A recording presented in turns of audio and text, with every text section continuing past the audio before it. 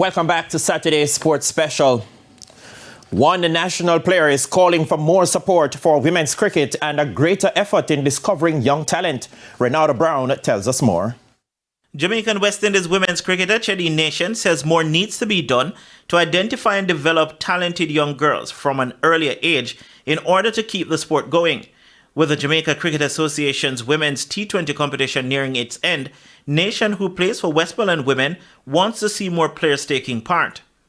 Just for the boards to try and players as well to help go into schools, try to bring out the young generation, because as you see, most of us are getting older, so it would be nice to see more younger people coming into the picture. She highlighted one sector that needs attention. And there are a lot of females in the schools in Jamaica who actually are interested in cricket, but they have not the direction or where to turn.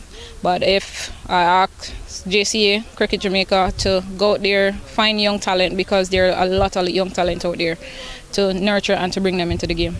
Meanwhile, Nation, who was a member of the West Indies team that won the World T20 title in 2016, says despite the success the women's team has had over the years, the recognition is still not there.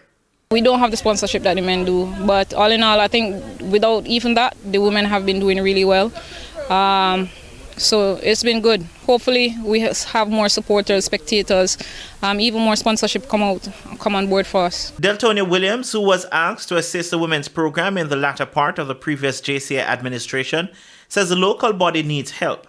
Let's get some help to cricket operations and others who is in the cricket, especially the women's side at this point.